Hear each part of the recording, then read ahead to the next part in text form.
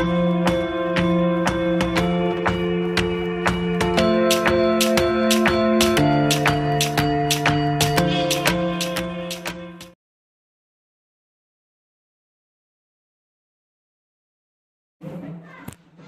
మీద నేరం మోపవలెనని ఆయనను శోధించుచు ఈలాగున అడిగిరి. యేసు వంగి నేల మీద వ్రేలితో ఏమో వ్రాయిచుండెను. ఏమి వ్రాయిచుండెను? ఏం రాస్తున్నాడు? That is mystery. ఎంత డీకోడ్ చేసినా ప్రభు అక్కడ ఏం రాశారు, నేల మీద ఏం రాశారో ఎవరికి తెలియదు. కానీ ఆ మాట నేల మీద వంగి వాళ్ళందరూ వచ్చి ప్రభుని టార్చర్ చేస్తున్నారు. ఏంటి అంటే they wanted to prove the law of Moses. మోషే ధర్మశాస్త్రం ఇచ్చేళ్ళే కానీ మోషేకి ధర్మశాస్త్రం వచ్చింది ప్రభువే కదా. ప్రభు ఇచ్చిన మాటలను బట్టి మోషే ఒక చట్టాలన్నీ దేవుడు చెప్పిన మాటలను ఇశ్రాయేలుకి పంచిపెట్టాడు. పలానా పాపం జరిగినప్పుడు, పలానా వ్యభిచారం అప్పుడో, పలానా హత్య అప్పుడో, పలానా దొంగతనం అప్పుడో, పలానా అవమానం జరిగినప్పుడు, పలానా పొరపాటును జరిగితే, సాహసించి చేస్తే, మితిమీరి ప్రవర్తిస్తే ఇలాంటి చర్యలు ఉంటాయి, ఇలాంటి కాన్సిక్వెన్సెస్ ఉంటాయని దేవుడు మోషే ద్వారా తెలియజెప్పాడు. నీ పొరుగు వాని దేన్ని ఆశించకూడదు, చాలా ఉన్నాయి కదా ఆ ఆజ్ఞలలో. బట్ అన్నిటినీ దేవుడు చెప్పిన మాటలన్నీ మోషే ఇశ్రాయేలుకి చెప్పాడు.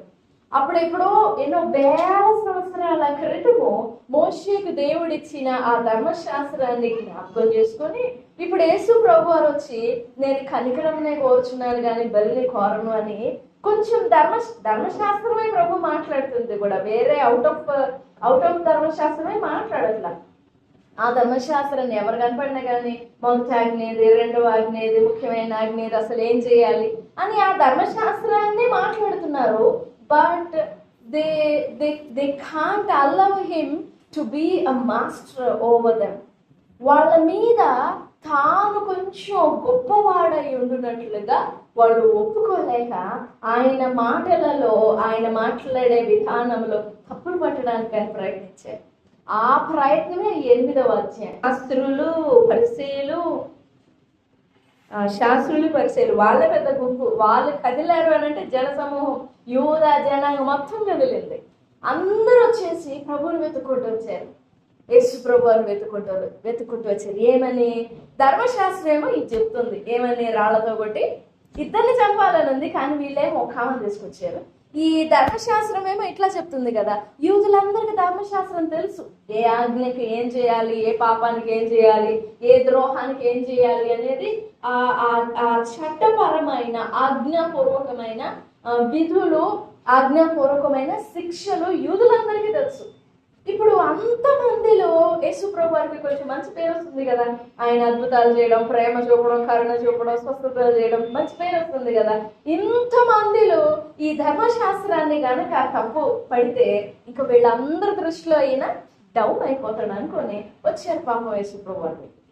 వాళ్ళేమో చట్టాన్ని, ధర్మశాస్త్రాన్ని పెద్ద అర్థం, బోధత్వం పట్టుకొని వచ్చినట్లుగా మేము దాన్ని ప్రూవ్ చేయాలి, మేము దాన్ని నెరవేర్చాలి. అమ్మో, మేము ఆ చట్టం నెరవేర్చకపోతే మా మీదకి పాపం వస్తుంది, దేవుని కోపం మా మీద మండింది అనుకొని ఏదో తమ వంతుగా స్వార్థం అంటారు చూసారా, స్వనీతి అంటారు చూసారా, అదనమాట.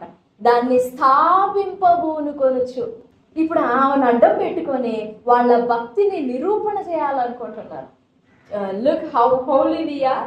మేము చిన్న పవిత్రతను కూడా మేము పెట్టుకోలేము. ఇప్పుడు ఒక ఉదాహరణ ఎలా చెప్పాలంటే, ఇప్పుడు ఎవరైనా ఏదైనా తప్పు చేశారనుకోండి, వాళ్ళ దగ్గరికి వెళ్ళేసి వాళ్ళు చేసిన తప్పుని ఇట్లా భూతత్వం పెట్టి వాళ్ళ మొహంలో పెడతాం చూసారా, అర్థమైందా ఎక్స్ప్రెషన్? తప్పు ఏదైనా చేసినప్పుడు వాళ్ళకి ఇంకా అసలు ముఖాన్నే పెట్టేస్తాం. అలా పెడుతున్నారు యేసు ప్రభు వారికి. ఇదిగో నువ్వు ఇప్పటి వరకు ఏమేమో చెప్పుకుంటూ వచ్చావు కదా, ఈ యాక్ట్, ఈ కార్యానికి నువ్వేం చెప్తావు, తీర్పు ఏం చెప్తావు? మా మోషే ధర్మశాస్త్రం అయితే ఇది చెప్తుంది. ప్రభు మనసులో మరి నవ్వుకొని ఉంటారో, బాధపడి ఉంటారో, వాళ్ళ ఎక్స్ట్రా అన్నమాట, అంతా యాక్ట్ చేస్తున్నారు వాళ్ళు. అదంతా చూసి ప్రభు నవ్వుకున్నారు, మరి బాధపడ్డారు. అలాగే మరి ప్రభు ఆ యూదులందరినీ చూసి బాధపడ్డారు తెలియదు. సరే వాళ్ళు ఇంకా బలవంతం చేసి ప్రభు మీద నిందలు మోపడానికి కొంచెం ఏదన్నా ముఖంలో నుంచి ఏమన్నా సాడ్ ఎక్స్ప్రెషన్ వచ్చినా పట్టుకోవాలి, కొంచెం ఊపిరి తీసుకునే దాంట్లో కొంచెం అట్లా తప్పు వచ్చినా కానీ పట్టేసుకోవాలి. అంత పగతో మండిపోతున్నారు వాళ్ళు. ఆ టైంలో ప్రభు వారు ప్రైజ్ ది లార్డ్, వాళ్ళంతా కోపంతో ఊగిపోతుంటే ఆయన పీస్ఫుల్గా నేల మీద పొంగి రాస్తా ఉన్నాడు. ఏం రాస్తున్నాడో తెలియదు, అక్కడ రాయబడి ఉంది. ఏమో, తెలుగులో మరీ యాడ్ చేశారు, ఏమో రాయించండి, ఇంగ్లీష్లో అలా లేదు. Verse 6. This they said, tempting him that they might have to accuse him. But Jesus stooped down with his finger wrote on the ground as though he heard them. వాళ్ళు చెప్పేది ఏదో వినబడనట్లుగా ఏమో రాయించినాడని లేదు, but he was writing on the ground అని ఉంది. తెలుగులో కొంచెం exaggerate అయింది. ఏమో రాయించుండేను ఆయన వ్రేలితో. అక్కడ ఆ వ్రేలితో ఏం రాశారో తెలియదు కానీ అది మాత్రం అంత ప్రగల్భాలు పలుకుంటూ వచ్చి, ఓ మేము ధర్మశాస్త్రాన్ని బతికిస్తాం, కాపాడుతాం, గౌరవిస్తాం, నిరూపిస్తాం అనుకుంటా ఓ పెద్ద పెద్ద మాటలు మాట్లాడుకుంటూ వచ్చిన వాళ్ళందరికి గాలి తీసేసి ప్రభు ఏమో రాశారు అక్కడ. What was that? ఏం రాసి ఉంటారు? వాళ్ళ పేర్లన్నీ ఎత్తిదిగో నువ్వు ఈ పాపం చేసావు, నువ్వు ఈ పాపం చేసావు అని రాసి ఉంటారా?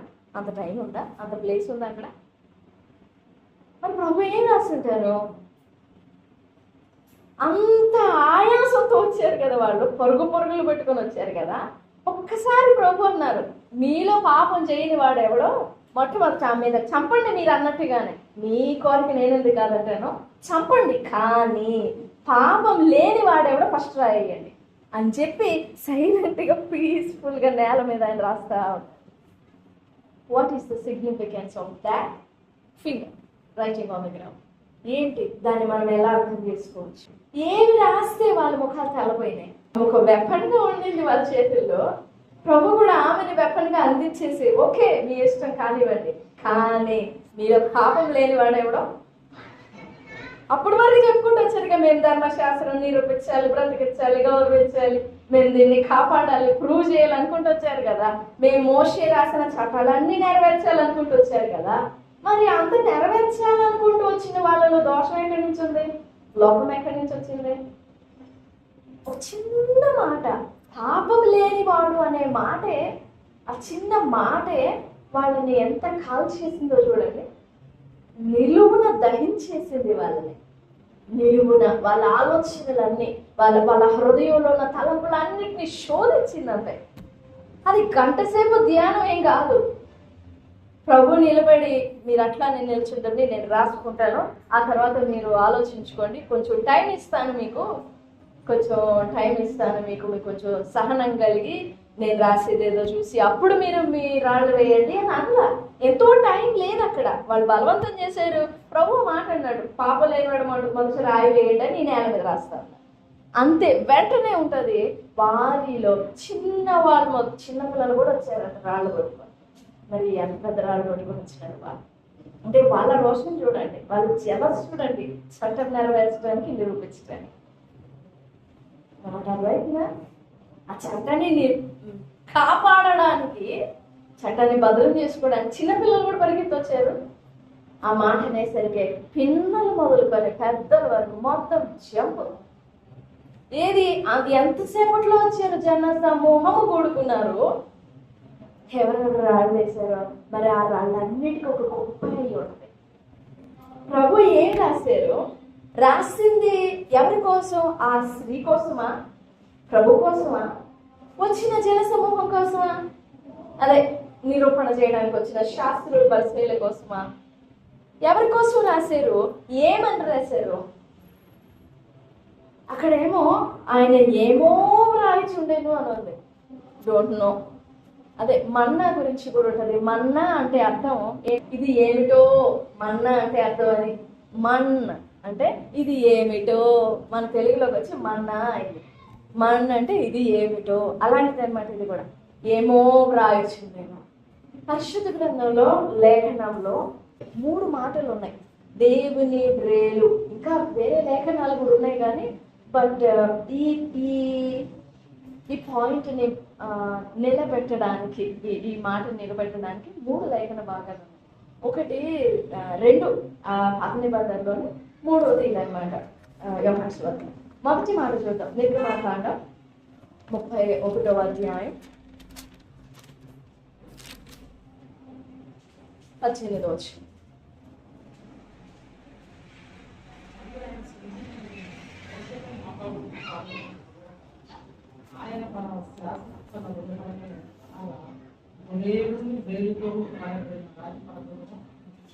దేవుని బ్రేలితో రాయబడిన రాతి పలకలను, దేవుని బ్రేలితో వ్రాయబడిన పలకలు, అవి దేవుని చేవ్రాత.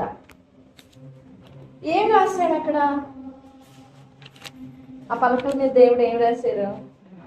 ఆజ్ఞ. We can call it as శాసనం. అవి శాసనములు గల పలకలను ఉంటారు. దేవుని మాట శాసనం, దేవుని మాట ప్రమాణం. సో మోషేకి ఇచ్చిన పలకల మీద ఏమో శాసనం రాశాడు. ఈ శాసనములను బట్టి మీరు నడుచుకున్నట్లయితే మీరు బ్రతుకుతారు అని చెప్పాడు. ఇప్పుడు దానియేలు గ్రంథంలోనికి వద్దాం. దానియేలు గ్రంథంలో కూడా ఒక చేవ్రాత కనపడుతుంది. ఈ చేవ్రాత ఏం సూచిస్తుంది?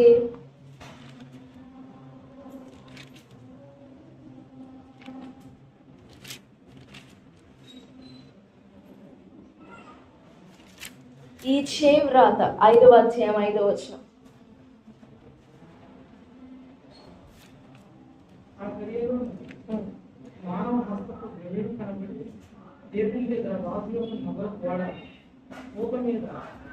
ఏదో ఒక వాకు వాయిచున్నారు. రాజు ఆ హస్తమును వాయిచున్నారు. అతని ముఖం కారణమైన అతని మనసాన్ని ప్రవర్తన, అతని నడుని అతని మోకాలు ఎరడాలు. ఈ 3 మాటలు ఒకసారి మీ మనసులో గమనించండి. మోషేకు రాసిచ్చిన దేవుని చేవ్రాత, బెల్షస్సరు రాజుకు కనబడిన దేవుని అది దేవుని చేవ్రాత, దేవుని హస్తపు రాసిన మాటలు.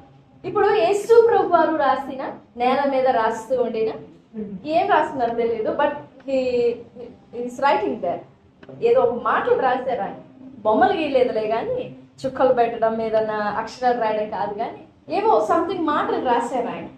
ఇప్పుడు మోషే రాసినదేమో శాసనం, దేవుని మోషేకి రాసించింది దేవుని శాసనం, దేవుని ప్రమాణం.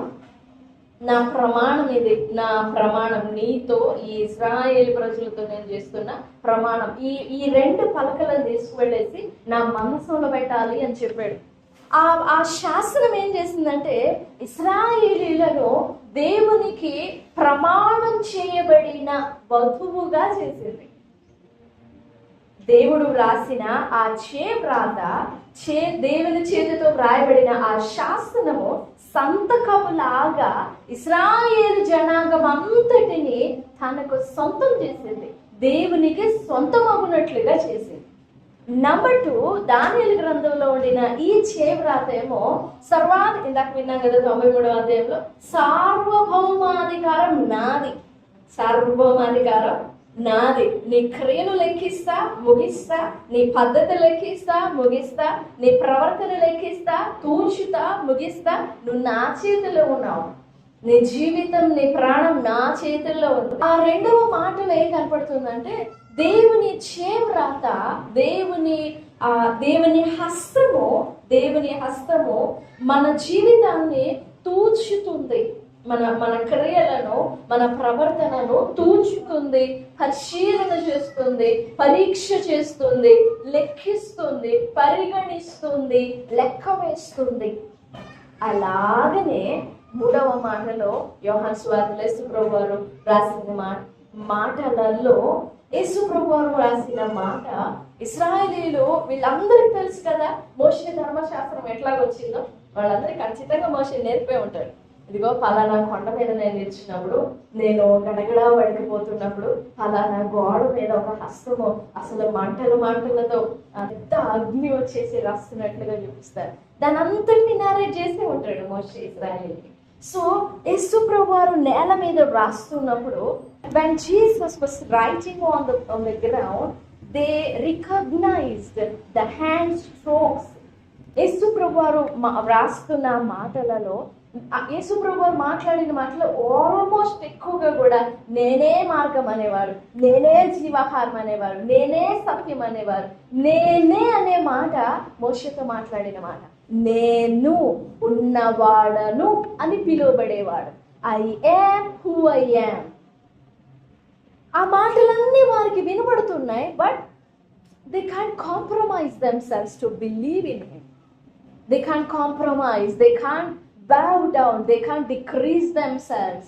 తగ్గించుకోలేక మేమేంటి ఆయన దగ్గర తగ్గించుకునేది అన్నట్లుగా. కానీ ఎప్పుడైతే ఆ హ్యాండ్ రైటింగ్, పదాలు ఏం రాశారో తెలియదు, no one can understand that. ఇప్పటి వరకు ఎంత వెతికినా కానీ మిస్టరీ, అది ఏం రాశారో తెలియదు ఎవరికి. కానీ we can assume that it is like that, it is like that అని. పదాలు మాత్రం తెలియదు, ఇది ఇలా అయ్యి ఉండొచ్చు అని. ప్రభు ఆ మాట రాస్తున్నప్పుడు they recognized the hand strokes of the Adonai who Moses introduced to them. మోషే పరిచయం చేసిన, మోషేగా పరిచయం చేయాల్సిందే.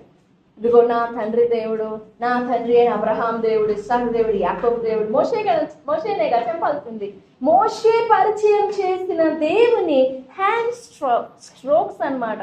ఆయన వ్రాసిన మాటలలో, అక్షరములలో వాళ్ళు పసిగట్టి గమనించి తల్ల మొదలుగా నరి కాలు వరకు మొత్తం బలమంతా కూడా నీరైపోయి, వాళ్ళ పౌరుషాలు, గర్వాలు, అతిశయాలు అన్నీ నీరైపోయి అన్నీ అక్కడ పడేసి పడిపోయారు. వాళ్ళకేమో అక్కడ రాళ్ళు పడేసి వెళ్ళిపోయిన ఆ శాస్త్రులు, ఆ పరిసయ్యులు, ఏదో ధర్మశాస్త్రం నిరూపించాలి, కాపాడాలి, రుజువు చేయాలన్నట్టుగా వచ్చిన వాళ్ళకేమో అసలు ధర్మశాస్త్రం ఎట్లా వచ్చిందో ఆ రూపాన్ని చూపించారు. అక్కడ ఒంటరిగా నిలబడి ఉందే ఓ బలహీనురాలు, ఆమెలో ఉన్న పాప. ప్రభు అన్నారు, అమ్మా, బొమ్మన్ అని ఉంది, బట్ తెలుగులో ఉంటుంది అమ్మా. అమ్మా అనగానే ఆమెకు మరి వీళ్ళు ఆ పరిసయ్యులు ఆమెను లాక్కొచ్చినప్పుడు ఎలా లాక్కొచ్చుంటారు? ఆమెను ఈడ్చుకొచ్చి ఉంటారు. అదిగో ఆ ప్రభు నేను శిక్ష విధిస్తాడని ఆమెకు చూపించి ఈడ్చుకొచ్చి ఉంటారు. కానీ ఆ ప్రభు దగ్గరికి రాగానే ఆ ప్రభు ఏమో, అమ్మా నీకు ఎవరైనా శిక్ష విధించారా అనగానే అసలు ఆమె పైకి కిందకి చూస్తుంటుంది ప్రభు. నువ్వు కదా నా మీద శిక్ష విధిస్తామని లాక్కొచ్చారు వాళ్ళు, నువ్వేంటి నన్ను ఇలా అమ్మా అంటున్నావు? లేదయ్యా, వాళ్ళెవ్వరు నా మీద రాయి వేయలేదు. సరేనమ్మా, నేను నీకు శిక్ష విధించాను. At that time, Jesus manifested himself as the love to her, not for all of them. Jesus revealed himself as the forgiveness. అప్పుడు ప్రభువా అంటది, ఆ భాగంలో మీ తర్వాత చదువుకోవడం. అప్పుడు ఆయన అంటాడమ్మా, ఇక మీద పాపం చేయకూడదు, కీడు కలగకున్నట్లు ఇక నువ్వు పాపం చేయొద్దు. ఇక చేయొద్దు అని అంటే ఆ అధ్యాయం ఒక ప్రొఫెసీ, అదొక ప్రవచనాత్మకమైన అధ్యాయం. ఆమె క్షమించబడడం, యేసుప్రభు వారు అప్పటికీ సిలువ వేయబడలేదు, but still he said that your sins are forgiven. నేను వెళ్తాను, వెయిట్ చేయి, చూడు నన్ను, నేను వెళ్తాను, వెళ్ళి సిలువనెక్కుతాను, నీ పాపం అంతా మోస్తాను, కొట్టివేస్తాను, అవంతా శుద్ధి చేయబడతాయి. ప్రభు మరి సిలువ వేయబడుతున్నప్పుడు ఆమె ఎక్కడుందో, చూసిందో చూడలేదో, ప్రభుని గురించి వినిందో వినలేదో, కానీ మాటలు మాత్రం గుర్తుంటాయి ఆమెకి. ఓ, నన్ను క్షమించిన ఆయన కదా ఈయన, అమ్మా నేను నీకు శిక్ష విధించినని నా మీద ప్రేమతో మాట్లాడిన ఆయన కదా ఈయన. 2 types of manifestations in that chapter. For one of them, Jesus portrayed himself as the one who has given the law, and then the second, for that woman, Jesus manifested himself as the love and the forgiveness, the purpose which he has come to this world. ఈ భూమి మీదకి ఏ ఉద్దేశంతో వచ్చారో ఆమెకి బయలుపరిచి ఉంటారు, ఆమెకి చూపించుకొని ఉంటారు, ఆమె నేత్రాలు తెచ్చి ఉంటారు. ఇదిగో నేనే ఆమె చూపించారు సమరయేశ్వరికి. అయ్యా మెస్సయ్య నా టైం వస్తాడు, ఆయన వచ్చినప్పుడు మాకు అన్నీ చెప్తాడు. అసలు మాకు అన్ని అసలు ఆమె ఎంత చక్కగా చెప్పింది ఆ మాట తండ్రిలాగా, మా నాయనలాగా, నాకు అన్నీ చెప్తాడయ్యా, మాకేం దిగులు లేదన్నట్లుగా. ఇంకా అప్పుడు ప్రభు కనిపించింది, నన్ను నేను ఈమెకి కనపరచుకోవడంలో ఏ తప్పు లేదు, నో షేమ్ ఇన్ దాట్ అనుకున్నాడు. వెంటనే చెప్పాడు, అమ్మా ఇదిగో నీతో మాట్లాడుతున్న నేనే ఆయన్ని. అంత సంగతులు పడగొట్టేసింది ఆ కొండని, కింద పడేసి. అప్పటి వరకు ఆ కొండనే పట్టుకుని ఊగులాడుతూ ఉంది. నీ దగ్గర చేతిలో కొండ లేదు, చేదడానికి బకెట్ లేదు, నువ్వెలా నాకు నీళ్ళు ఇస్తావా అంటది. ఇంకోసారి, అమ్మ నీకు నిత్య జీవానికి నీళ్ళు ఇస్తానమ్మా అంటే, ఈ కొండతో ఎన్ని నీళ్ళని చేతిపోస్తావు అంటది. అంత కాన్వర్సేషన్ అంతా కొండ మీదనే నడుస్తుంది. కానీ ఎప్పుడైతే ప్రభు నేనే అన్నారో వెంటనే ఆ కొండ అట్లా విసిరి కొట్టేసి, అది పగిలిందా కింద పడిందా అవన్నీ అనవసరం, పగల కొట్టేసింది, వెళ్ళింది. ఊరు లోపలికి వెళ్ళి ఫస్ట్ మిషనరీ ఆమె. శిష్యులు కాదు మిషనరీస్, శిష్యులు కాదు పరిచయం చేసింది. మగ్ధలేని మరియ కూడా కాదు, సమరయ స్త్రీ. సమరయులు అని అంటే అంటరాని వారు, కలిసి కూర్చొని భోజనం చేయరు, అసలు మాట్లాడరా. పురుషులతోనైతే అసలే నో మాట, అసలు నో వర్డ్స్ అన్నమాట. అలాంటిది ప్రభు ఆమెనే వెతుక్కుంటూ వెళ్ళారు. అప్పుడు ఆమె ఊళ్ళోనికి వెళ్ళిగో నేను చేసినవన్నీ, అప్పటివరకు రహస్యంగా దాచుకుంది తన జీవితాన్ని, క్రియల్ని. నేను చేసినవన్నీ నాతో చెప్పిన వాడు ఈయన క్రీస్తుగాడా అందుకని ఊరంతా వచ్చిందండి. ఈ పిచ్చిది చెప్పే మాటలు మనం నమ్మేదే. కానీ ఆమె ఒప్పుకోలు చూడగానే వాళ్ళకు కూడా నమ్మాలనిపించింది. ఇప్పుడు దాకా రహస్యంగా ముసుక్కో కొంగు కప్పుకొని ఒక గోడ చూపించకుండా దాటేసిన ఈమె ఇప్పుడు ఊళ్ళోకే వచ్చిందంటే సంథింగ్ ఇస్ దే అనుకున్నారు. వచ్చారు ఆమె పట్టుకొని వెతుక్కుంటూ వచ్చారు. ఆమె చెప్పిన మాట విని, ఓ స్త్రీ చెప్పిన మాట విని ఊరంతా గదులు వచ్చిందండి. దట్ ఈస్ అ గ్రేట్ మాట. వచ్చారు, ప్రభుని చూశారు, ప్రభువుతో మాట్లాడారు, విన్నారు. వాళ్ళు కూడా అడిగారు, అయ్యా ఒకరోజు సరిపోదు కానీ ఒక 2 రోజులు ఉండండి మాట్లాడాలని అడిగారు. సరే ఓకే అని చెప్పేసి ఉన్నారు. ఉన్న తర్వాత ఇంకా మధ్యలో ఆడారంటే ఇంకా 4 రోజులు ఉన్నాడు. లేదు లేదు ఇంకా నేను పరిచయం చేయాల్సిన గ్రామాలు ఉన్నాయని అంటే అప్పుడు వాళ్ళు చెప్తారు, ఇదిగో అమ్మా నువ్వు చెప్పిన మాటను బట్టి కాదు, మేమే నమ్మాం ప్రభు మాటలు ఎందు విశ్వాసం వచ్చి. దేవుని చేవ్రాత, దేవుని మాట, not a handwriting or not a word, but దేవుని మాట నిన్నెలా ట్రాన్స్ఫార్మ్ చేస్తుంది. నిన్ను తూచుతుందా, తూయబడుతున్నావా, నువ్వు లెక్కింపబడుతున్నావా, నువ్వు ప్రధానం చేయబడుతున్నావా దేవుని వాక్యానికి. అండ్ ద థర్డ్ వన్, నీకు ప్రత్యక్షత కలుగుతుందా దేవుని మాట నుండి. We have to have that revelation, we have to have that manifestation, we have to ask him, అడగాలి, దేవా నీ ప్రత్యక్షత నాకు కావాలి, నీ మాట నాకేం చెప్తుంది. నేను లోపడాలని చెప్తుందా, నేను తగ్గాలని చెప్తుందా, నువ్వు నన్ను తూచుతున్నావు అని చెప్తుందా, నిన్ను దేవుడు లెక్కిస్తున్నాడు అనే గ్రహింపు నీలో ఉండాలి. నీ క్రియలని, నీ ఆలోచనల్ని, నీ మాటలని, నీ పద్ధతులని, నీ మనస్సుని, నీ హృదయాన్ని ఏం చేస్తుంది దేవుని వాక్యం. నేను దేవుని వాక్యం మనల్ని ఏం చేస్తుందో మనం గ్రహించుకోవాలి. దాని ఆ వాక్యం మానాన్ని అది వచ్చి కడిగి శుద్ధి బాగు చేసి వెళ్ళిపోదు. Word is a person. వాక్యము దేవుడే ఉన్నారు, ఈజ్ అ పర్సన్, ఆయన ఒక వ్యక్తి. వాక్యం నిన్ను ఏం చేస్తుందో you have to know that. ఏం చేస్తుందో తెలియాలి. తెలియకపోతే గమ్యం లేకుండా ఉంటుంది మన జీవితం. ఎందుకు బ్రతుకుతామో తెలియదు, ఎందుకు జీవిస్తామో తెలియదు. చాలా మంది మనసులో ఇదే ప్రశ్న, నేను ఎందుకు బ్రతుకుతున్నానో నాకు తెలియదు. సో దేవుని వాక్యం నిన్నేం చేస్తుందో నీకు తెలియాలి. నువ్వు కడగబడుతున్నావా తెలుసుకో, శుద్ధి చేయబడుతున్నావా తెలుసుకో, నువ్వు కట్టబడుతున్నావా తెలుసుకో, బాగు చేయబడుతున్నావా తెలుసు. అదైనా తెలియాలి నీకు. వాక్యం ఏం చేస్తే అదే చేసుకొని పోతారులే అని అంటే నో, అలా కాదు. నీకు తెలియాలి, అది వాక్యం నిన్నేం చేస్తుంది అది నీకు తెలియాలి. నువ్వు దాన్ని తెలుసుకోవాలి. తెలుసుకున్న దాన్ని దేవుని సన్నిధిలో మాట్లాడగలరు. దేవా నీ వాక్యం చేత నన్ను కడుగుతున్నావు వందనాలు. అప్పుడు దేవునికి నువ్వు ఒక కన్ఫర్మేషన్ ఇచ్చినట్టు, ఓకే నేను చేసే పని ఈ వ్యక్తిలో మంచిగా ఉంది. దెన్ ఆయన ఇంకా ఉత్సాహంగా నీ విషయంలో పని చేస్తాడు, ఇంకా ఉత్సాహంగా నీతో మాట్లాడ ప్రయత్నిస్తాడు. లేకపోతే మాట్లాడడం ఆగిపోతుంది, నిన్ను కట్టడము ఆగిపోతుంది. కట్టుబడి ఆగిపోయింది అని అంటే అదొక బాధ, అదొక కీడు, శాపం, నష్టం, నాశనం. కట్టుబడి ఆగకూడదు. నీ ఆత్మ కట్టుబడి ఆగకూడదు. అవయవాలు ఏర్పడుతున్న బిడ్డ అక్కడితో ఆ గ్రోత్ ఆగిపోకూడదు. ఆగిపోతే ఎట్లా ఉంటుంది? వేళ్ళు ఫామ్ అవ్వకుండా, కళ్ళు ఫామ్ అవ్వకుండా, ముక్కు ఫామ్ అవ్వకుండా ఉంటే ఎలా ఉంటుంది? అది ఒక ముద్ద, పిండము ముద్ద లాగానే ఉంటుంది. మనం అలా ఉండకూడదు. కట్టనివ్వాలి. కట్టనివ్వాలి అని అంటే అసలు ఆ వాక్యం నీకేం చేస్తుందో నీకు తెలిసి రావాలి. అది బెల్షస్సర్కి అర్థం కాల. దానియేలు వచ్చి చెప్పాడు, ఇదిగో నీ బహుమానాలు, నీ డబ్బులు, ధాన్యం, అధికారాలు అన్నీ నీ దగ్గర పెట్టుకో, నాకేం అక్కర్లేదు, కానీ ఆ వ్రాత ఏంటో నేను చెప్తాను నీకు అని చెప్పేసి చెప్పాడు. ఆ వ్రాత చెప్పాడు. అంతమంది భాష కలిగిన వారు, జ్ఞానులు చాలా మంది ఉన్నారు అక్కడ, విద్వాంసులు.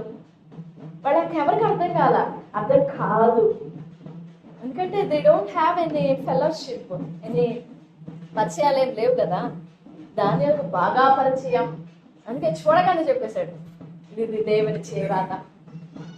ప్రశస్తమైన సమయంలో నీ జీవితము మీద దేవుని చేరాత ఏంటి? ఆ మాట నేనేం చేస్తాను అది మనం తెలుసుకోవాలి. ప్రభుత్వంలో వేడుకుందాం, దేవా నీ వాక్యం నన్ను ఏం చేస్తుందో తెలుసుకోవాలి, నాకు గ్రహింపు, జ్ఞానం, నాకు సహాయపడని ప్రభుత్వంలో వేడుకుందాం. దేవుడి మాటలన్నీ మనం ఇంటిలో దీవించును గాక. ఆమేన్, ఆమేన్.